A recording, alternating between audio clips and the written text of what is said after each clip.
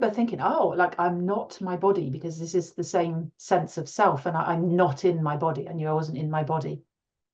And then I was just floating into this most amazing light. It was like somebody, actually, I was talking to somebody the other day, and they described it like a moth to a flame. It is a bit like that, this momentum of just, going into this light.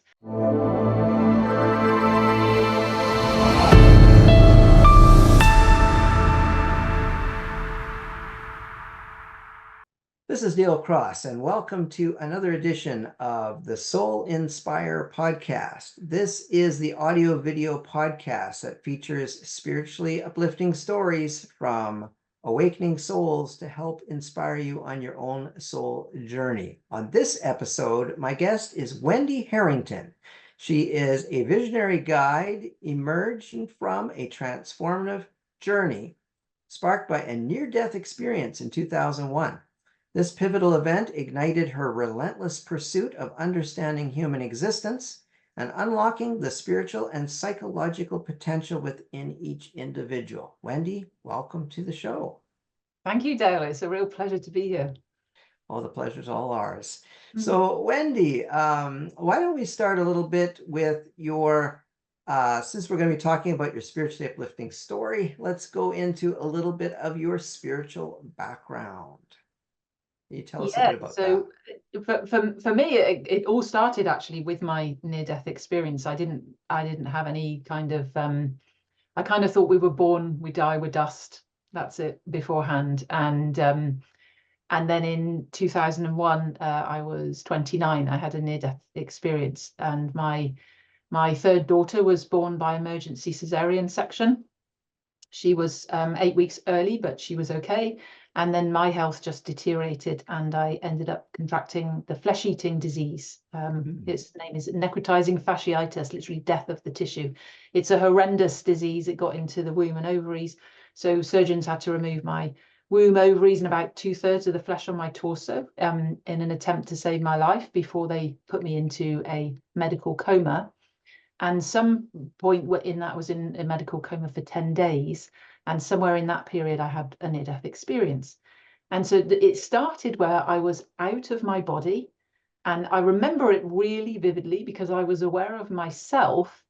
You know, the sense of yourself that whether you're 5, 15, 25, it's just the same, isn't it? There's this unaging aspect of self. I was aware of that.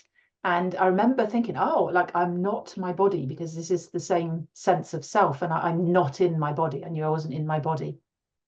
And then I was just floating into this most amazing light. It was like somebody, actually, I was talking to somebody the other day, and they described it like a moth to a flame. It is a bit like that, this momentum of just, going into this light.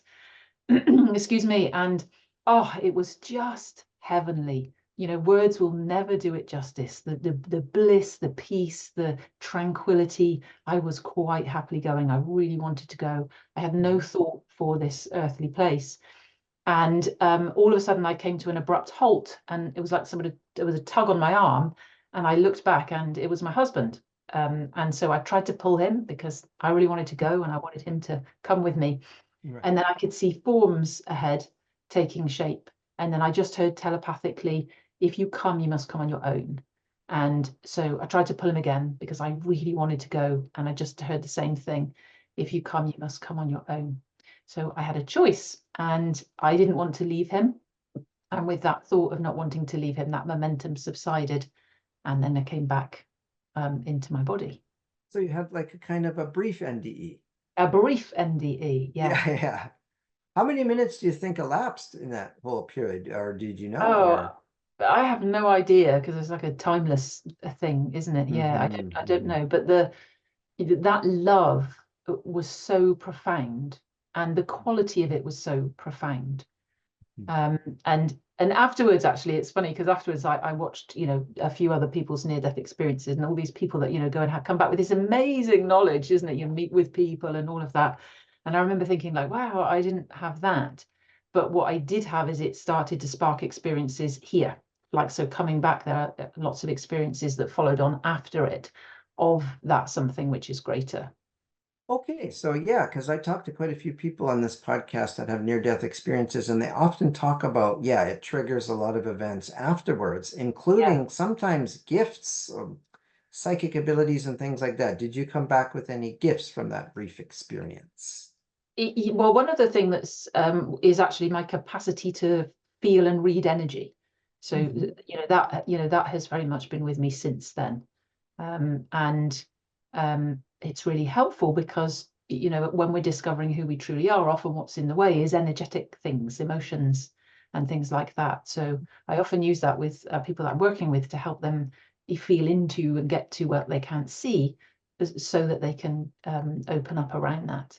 Mhm. Beautiful. So you said that would you say that you said this love was so incredible? You would say it's like nothing you would have felt on earth, right? The love was so intense, would you say? Yeah, it just pure unconditional love, not human love at all, just this pure love. And the interesting thing was, after I was in hospital for 3 months, and then when I came home, not long after I'd come home, I got woken in the early hours, and I just had one sentence, and it was just repeating in my mind, and it was so persistent that I got up and I started to write it. And this was my first experience of like we call it channeled writing or automatic writing. Mhm. And sadly, I don't have that piece of copy anymore, but it was amazing. It was just sort of saying all the things like, you as humans do this and you hurt yourselves, and you do this, and like you hold on to blame and you hurt yourselves. Just pointing out all the places where we're unwittingly hurting ourselves. And there were two pieces that really kind of stood out in there for me. One was, there was a point where it said that there is love and fear and everything in between, and that we can create from either. And in order to have a different experience, it was really important that we chose love, and we were unwittingly choosing fear. And the unwittingly was like really, really clear. We don't mean to, but we're unconsciously functioning from fear Yes. instead of love. And actually, this is the transition that we're in as humans to be able to have a different experience, which is very cool, isn't it? I know it all looks like it's going to shit, but I think we're in exciting times. Me too. Yeah, I think this is the Yeah, best time to live. yeah, With all yeah. the changes, there are some it seems like right now in the world, it's a world of extremes. Like the polarities are so strong. It's like extremely positive things are happening and extremely negative things are happening all at the same time. Yeah, and I think the polarization of the opposites is actually what shows like changes on the cusp, because it's Hmm. that polarized. Yes. That's kind of my understanding of it. Yeah. Yeah. Yes, for sure. Yeah. Yeah, because one can look at everything on the surface and go, oh my God, the world's going to hell in a handbasket. Or you can say, no, wait a second, this could be a catalyst for major change, right? Yeah, Like yeah, positive things, like yeah, positive change. Okay, so this situation, so this unconditional love that you felt, that was so super intense, and like you said, it is nothing like human love, which is very conditional. Had you ever experienced even a tiny version of that in your life up until that time, or is it like kind of a shock? It's like, oh my God, love, this is real love. Like, you know what I yeah, mean? Like, had you yeah. experienced a sliver of No, that before? No, not even a no, sliver. no. I think I'd been very much in conditional love, Yeah. and no, I hadn't. And that for me, I was like, wow, okay, there really is something else. And Mm. I just started exploring all these different things, a lot of Eastern philosophy, Tai Chi, meditation, Qigong, things like that, Shiatsu, like getting into like the energy of the world, but Mhm. then also psychology, because I was fascinated with the mind and like what was going on. And there's a theory in psychology that a near-death experience is just something that the brain does. When I did, they're very obsessed with the brain, something the brain does at that point in time. And I questioned it. I thought, okay, well, maybe it was then. I was on a cocktail of drugs, I was medically sedated, like who kind of knows? And then I experienced it again. So I had had no drugs. I was doing a Tai Chi weekend retreat. And it was my first experience of being silent. And so our instructor had said, eat your lunch in silence, and then we'll do an exercise with a tree. So I ate my lunch, And, first of all, sort of realized how busy my mind was, and then it gradually got quieter. And in this beautiful spot, I live in the UK, and it's on Dartmoor. There's this wonderful place called Wisman's Wood. It really is a magical spot. It has all these sort of stunted, twisted, gnarled oaks. It was a wonderful summer's day. So it was really, I got quieter and quieter. Anyway, got up, found a tree, closed my eyes, put my hands out, and then just started to move my hands backwards and forwards. And again, lost all sense of my separate self. I met that same love, and the words were unconditional love. And I knew that everything came from it and everything returned to it. Oh, beautiful. And then I kind of plopped back into my body again. I think my mind went like, peace and love, man. And I went back into my body. Yeah. And it was like, there you go. Like, if you're going to question it, we're just going to show you this, this is real. Okay, so cool. So what you're saying is that doing things like Tai Chi or certain types of meditations, you have the experience that it can sort of put you in that similar place as when you had your near-death experience. Is that what I'm hearing? Yeah. And I really believe that, all of us, like, it is here for all of us. It's here already. We just block it, And so if we can clear the blocks out of the way, then we can all experience, experience living from that place. Right. Like love in the mind as opposed to fear in the mind. That's the way I look at it. Yeah. Well, it seems like fear is the default pattern for humans, isn't it? Or I guess for the human ego, because the ego wants to protect us from it's this idea that we're separate from God or the mystery, whatever you want to call it, and each other. I think would you say it's that separation idea that creates that fear in the first place? Do you think that's the root, or what do you think is the root of this default pattern of fear? Yeah, I absolutely agree with you. I think it's the idea that we're separate. So I think that for me, it's like we forget who we are. We come here, I see it like we come here, we hit this fear veil, and because we are powerful creators, we then creating the meaning. It's a fearful place. I'm not wanted, I'm not loved. These kind of things. I'm unworthy. These kind of these ideas that sort of then are deeply embedded in us. And I think, the root is the idea that we're separate, which we can see, can't we? We pick it up individually, but it's also in the collective, we're in a collective consciousness here together, aren't we? So many of the stories that we're telling as a collective, have, there is us and God, for example, it's separate from us, we're sinners, that kind of idea. And even, the identification with the body, that thinking that I am this personality, this is who I am, that we're identified with that. And so we experience it as us being separate, which is not true. Right. Now, so leading up to this near-death experience, you said that you didn't really have any spiritual background. Did I hear that correct? Yeah, I went to like a Church of England school as a girl, but my parents were not religious or anything, and it was so there wasn't anything. I think, I did, and I think for me, I had a lot of resistance to it as well, because for me, the sort of like killing in the name of God, like that really confuses me. And I can talk and use the word God now, but I couldn't say the word God for years. I just had such resistance to it, as I think many people do. So, but and for me, that unconditional love, but then you have to be very careful what words you use, because we're all creating meanings all the time, aren't we? But that, to me, that, that infinite, omnipotent thing, omnipresent, this love, that is what I would call God. Sure. Yeah. So your parents were just never interested in religion, maybe you are. No, my dad definitely not. I would have said he was never he's agnostic or atheist. I can never remember which way around they are, but one of those for him for sure. And I think my mum, like her parents, were Christian, so she was raised like that. But then I think because my dad wasn't into it at all, she just kind of never did either. That makes sense. Yeah, I think atheist. Yeah, I know. Atheist means there's no belief in God at all. And agnostic is kind of people that are in between. They're not sure. They're like, there might be a God. There may not be. Yeah, I think it was more atheist. More atheist. Okay. Well, then how about now? Do you mind me asking, are your parents still with us now? Just my mum. My dad has passed on now. Okay. But after you had this, my next question is that when you had this experience, were both your parents alive at that time? Yes, they were. Okay, and what was their reaction to that? And did you have a chance to share with them this kind of near-death experience, maybe giving them a different perspective on whether or not God is real and that, and tell me their reaction, if you Yeah, did yeah. say.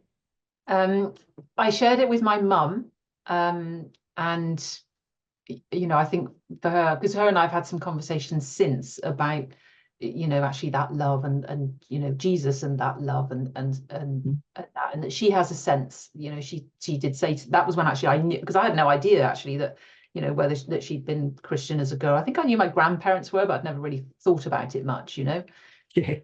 But she shared with me how she had, had a sense of that love, and that she had a sense that there was something greater, which was really nice.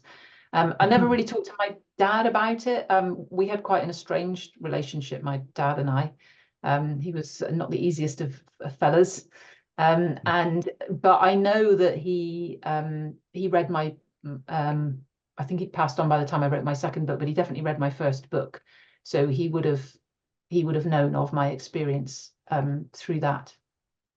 And then he never really, all he said to me actually was, I saw him somewhere once, I'd see him very infrequently. I saw him and he just said, I read your book.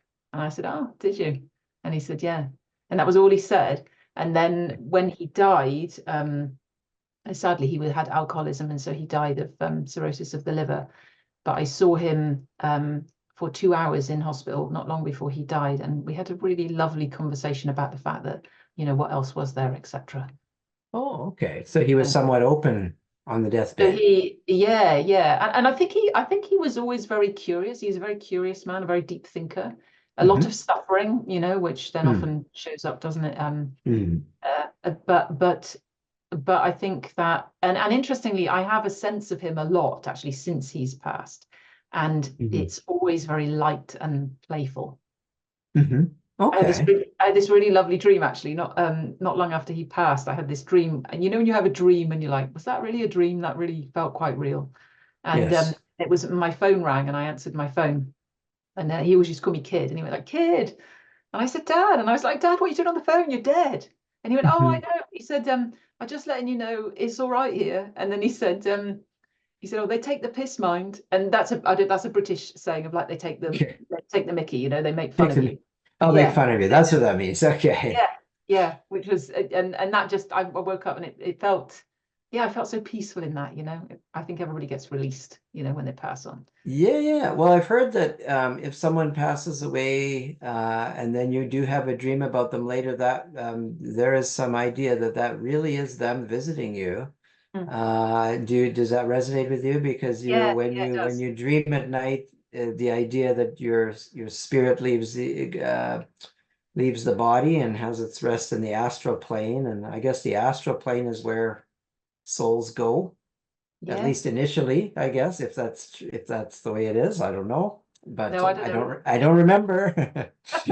But I guess I'm going. The only thing is I have a sense that I'm going to go back to wherever I came from. So wherever I was before I was born, I think I'm going to go back there. So Yeah, yeah. yeah, and I agree too. I think that is, my sense is like we're infinite, we're just Hmm. infinite beings, and then we have this moment, of an experience of being human, and Hmm. I remember after I'd had my near-death experience, I was just really, it really felt like this physical life is a gift, and it's like I knew, it's like, wow, where we go there is not tangible, and so actually touch and the fact that we can touch things is such a wonderful gift. And it's like, isn't it such a shame that for so many of us it's this huge struggle?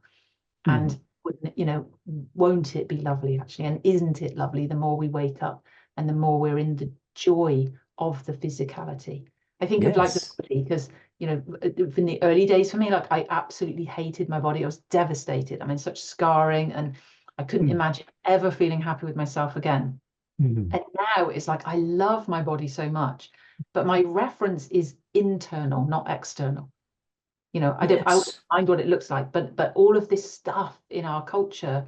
God, I read something earlier as well. It said apparently ABC News reported recently that little girls aged 3 to 6, nearly half of them are worried about being fat. Oh my God. Yeah, I was like, At how oh, old? At how three old? to six, Is three that to when six. So the programming starts really young, doesn't it? So young, right? That is, I was like, what world are we living in that little That's girls like that are concerned no. about being fat? You know, and Yeah, I think that's like when right. I was a kid, you know, there was mirrors in the house, right? But it Hmm. wasn't about, it was about being outside, playing, you know, Yeah. and that doesn't make you think all these selfies and pictures and, Yeah. you know, all of that external reference and all the, you know, all the, what do you call them, the filters and all of Yeah. that. Yeah, well, what is that doing to the psyche? And then you read something like that and you're like, geez. Yeah, that's unbelievable, but I guess it Mhm. is believable considering Yeah, like what you just said with all the selfies and all the stuff. But wow, you said 3 years old. That's like, yeah, 3 years old. God, you wouldn't think that they could comprehend, but maybe mom and dad are like going like this and taking selfies in front of them or Yeah, something. I yeah, don't maybe, know. and playing Yeah, stuff that's and wow. Yeah, that's amazing. So what I heard you just say is that there was this near-death experience prompted a real shift from the external to the internal. Would you say Mhm. that? Yes, yes, definitely. So resting and abiding in the peace that is the real you. Would you say something like that? Yes, yeah, the real Okay. me. And and also, yeah, that whole I had very much been looking outside of myself. So I was looking outside of myself for love. I was looking outside of myself for that special one, you know, the Mhm. person that's going to fix everything. And I was definitely looking outside of myself. And you know, this whole journey through that, the spiritual experiences and also my human kind of, you know, endeavors through it as well, to come to realize that actually that love is inside of us, that we you know, they're like, you know, happiness, love, peace, they're internal things. They're nothing to do with the outside at all. And so and then actually, you know, that we live in an inside out reality. You know, as you know, if we talk like manifesting and things like that, it's all coming from inside of us. Absolutely, absolutely. So would you say that from this experience that you had, did that sort of get you into the whole idea of manifesting, law of attraction, things like that? Or did it take you Yeah, more? Yeah, okay. yeah, yeah, Tell definitely. us about that. Like what was your first, I don't know, have you ever heard of Abraham Hicks? Yeah, yeah, love Abraham Hicks. Yeah, that was a great. So it kind of got you into looking into those kinds of things, or how did that happen? Or was it like just synchronistic events that started unfolding and maybe a book would fall off a shelf, or I don't know. Yeah, God, that's such a How lovely much? question. Um, I'm casting my mind back now, you know, obviously like what, Yeah, 23 years into this journey now. I think right. some of the first books I remember reading were things like Eckhart Tolle's The Power of Now. I love it. Yeah. And I remember I was actually at a very sad place. So my hand that I didn't die for, my husband, we'd split up. We didn't manage to communicate properly and we'd broken up. And I was not in a great place. Mhm. And I was thinking like, God, I didn't die to be with this hand. And it was so nice. And now I'm here like really struggling and suffering. Mhm. And then that book somehow came into my life and I remember reading it. Like I remember it really well. I was reading it and then I came down to my kitchen to make a cup of tea. And all of a sudden I thought, shit, I'm happy. Like, where did that come from? You know, and quickly my mind kicked back in with all the stuff it was going on Yeah. about, sort of disappeared. But and Yeah. that was kind of presence, you know, it started to go, there's just this being present. You can't help actually but be at peace, because that is what happens when you're truly present to the moment. Yeah. So that kind of started to arise. And then yeah, I do remember reading some of Esther Hicks stuff and also manifesting things, because I remember thinking things and then them happening and thinking, oh, that was really interesting. I thought that, you know, I thought that, and then it kind of came, and then I think then it started exploring that more.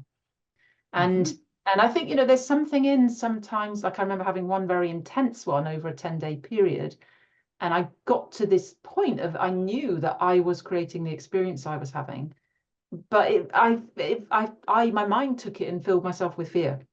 So my mind went to, you know, that movie I Am Legend with Will Smith. Did you ever see Yes. that? Yes, I think I My did. Yeah. mind, the nearest city to me is a city called Exeter, and my mind sort of had me walking desolate in the streets of Exeter by myself. You know, it created this fear, you'll be in isolation just by yourself, and it sparked fear. And then, you know, basically a whole load of stuff went wrong around me in my life, and I kind of plunged into fear instead Mhm. of continuing to expand. So I think Mm. sometimes if it comes too quick, it can trigger fear, Mhm. and you know, and you kind of then you haven't it can take you in the other direction. So I think sometimes the gradual thing is a beautiful process that's like preparing us, like tilling, Yes, preparing us, and we're relaxing into it more, and we're surrendering more, and we're absolutely. willing to allow, and Yeah. yeah, I think it's a really, yeah, really, it really can be the perfect way. There's no right Yeah, or wrong. yeah. There's no right or wrong way. That's right. For the rare person, there's that spontaneous awakening, like Eckhart Tolle, but it seems like the majority need to go through, as Tony Parsons would say, an apparent journey Yeah, in the dream. He yeah, always yeah. refers to the dream, right? But still, it's both real and unreal. That's the paradox, right? Like Hmm. this I guess the Hindus call it Maya, Yeah, the illusion, which is both real and unreal. It feels very real, which which yeah, which I guess it has to, right? Otherwise, what would be the point, right? If it didn't feel really real. yeah. And I think that the illusion is the fear. Okay. Like Yeah. love is real. Actually, the only thing Yeah. that is real is love. And then Yes. all the limiting ideas we have create this illusory experience. Um, Yeah. and because, like, isn't it, when you change your mind, how you perceive things change. So yeah, it's fascinating, isn't it? I find it so Yeah. Yeah. fascinating. Yeah. Yeah, that's what I like about Tony Parsons is he always talks about the stories, right? The stories that we make about ourselves. Those are the Yeah. things that are not real, right? Yeah, Yeah, and but we repeat them, like the collective thing. If mm, we look at the world, like really nothing is personal, but we take it personally. yeah. But in order to help us experience more love, is to let go of taking it personally and just see that these stories are just repeating themselves, and Mhm. that when we're in our like we said, our ego self, when we're functioning from fear, we're just repeating history. There's Yeah. nothing new. But when we're working, when we're powered by love, if you like, or when love is the thing that's flowing through us, then there's difference and something new. Yes. Mm. Yeah, yeah, yeah, Possibility, absolutely. right? Infinite possibility. Infinite possibilities. That's right. That's right. So let's move on to more recent years. So how has this shaped you and your life in the last few years? Have you noticed some I don't know catalysts? What have been some catalysts for you in your spiritual growth? Of course, the main one was the near-death experience, which seemed to start it all, right? And Yeah. what are some of the catalysts along the way that have propelled you to new heights? That's a lovely question. Propel you Thank to you. new heights. I love Yeah, it. I don't know. Thank you. Uh, I don't know where that came from. oh, it's gorgeous. From the Um, ether. yeah. So yeah, the near-death experience was definitely the catalyst, and then these continuing experience over the years. Emotions, like there's if you can come back in a minute maybe talk about emotions, because like that for me was a real key discovery of to see those as energy. And that's come into a lot of the work I do, is to help people to just actually just see it as energy, and pull apart the story, and then to find more truth, to open up to greater wisdom. And then for me personally, I think surrender, actually, the last few years, to surrendering to the fact that there is definitely something greater, and I so want it to direct my life. And that I believe that there's this wonderful union between the two when we're in that. So I absolutely love manifesting. I totally think we are super powerful creators. And that there's also, like we were saying, that true beauty of something different coming from when you're really surrendered to allow love to flow through you, and so you become a vessel, I guess, a vessel for love on the planet. Right, right.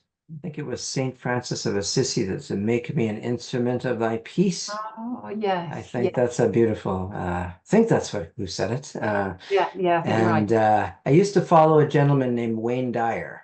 Oh, I love Wayne Dyer. Yeah, yeah, and he passed away, I think, in 2015, I think it was, something like that. Um, but I love his teaching so much that sometimes I make videos on this channel on Soul Inspire TV. I make videos about Wayne Dyer, some of his teachings, because it's Yeah, nice to, remind people of some of his teachings. They were so poignant and profound. They yeah, were, really. And his journey through all of his books is delightful as well, isn't it? Where he starts yes, in the psychology, and then just yes, more more and more and more, the spirit coming in, God coming in. That's right. Yeah, Yeah, in the really, 70s, it was more psychological, right? Your erroneous zones yeah. and pulling your own string or something like that. And then we got into The Power of Intention. That's my favorite book, Mm. The Power of Intention. And that's where I think I discovered him.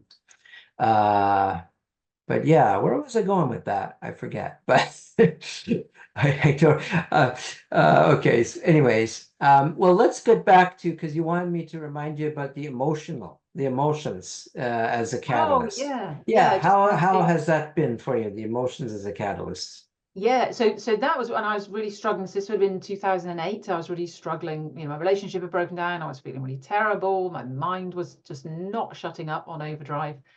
And I came across it was called One Diksha or Oneness Blessing. I don't know whether you've ever heard of it.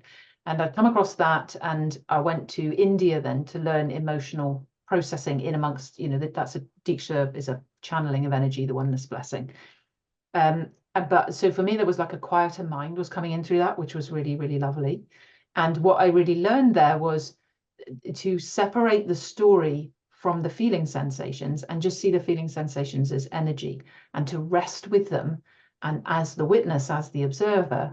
And that when you did that, something else would just open up and you get access to, real wisdom, what it was truly about, things like that. And so that for me, that is the core of the work I share. Is I call it the observer method. So it's just the 4 steps where number one is you have to own it. So that's the first piece, is you have to know this is arising in me, because I mistakenly thought in the past these things are happening outside of me, and that's why I feel like I feel. And that's a big, I think some of the big obstacles for us are that we're looking in the wrong place. So we're seeking, but we're seeking in the wrong place, so we can't find the answers.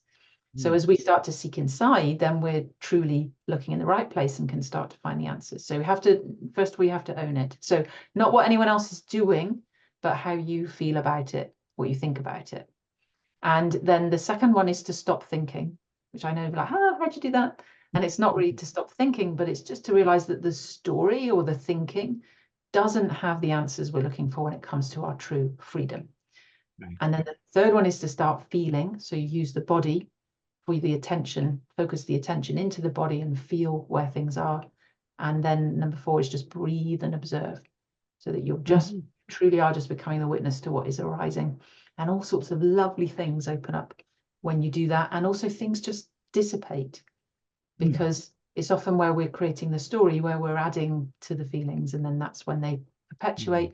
Or also commonly we're resisting them. We don't want to feel things, and that makes them perpetuate too. Right. So would you say that we energize thoughts with our life force energy when we it's kind of like grabbing them? It's Yeah. like there's this beautiful I believe he's also from England. His name is David Bingham. You ever heard of this gentleman? And No. so he's a non-dual, he's one of these non-dual teachers, and kind of in the vein of Eckhart Tolle, and he has a beautiful teaching about every thought that arises and falls within your conscious awareness is an invitation. And whether or not you take that invitation or not, but it's an invitation to drag you back into unconsciousness. Yeah. And some of these thoughts are very tempting to Yeah. grab Yeah, they are, aren't they? I used to because see because life of fear, hooks. right? Yes, some of them will have us like a racehorse out of the stocks, won't they, after that thought? And some of them are Yeah, easier to go, no, I can put that aside. yeah, And, yeah, and yeah. this is what I've seen is like when emotional energy is attached to it in some way, that's the ones that has you off running after them. Yeah. Yeah. Yeah, So the it more, seems like we feel them, right? With our yeah, when it's we like the more unresolved energy there is, the more your energy is resolved, and so you're in, and again, so you're in flow. There are always emotions. We're having a human experience. There are going to be emotions, but the flow with them, so we're not in resistance. And then, then that means then that we get more choice. We get more choice. We can, and even to like be at choice, isn't it? Because our powerful creators, we have choice, but often it doesn't really feel like we're at choice, does it? It's like something else No. is running us. Yes, absolutely. Yeah, like, and I think they say the thoughts go into your head at about 1/10 of a second. Like the thoughts are so quick, right?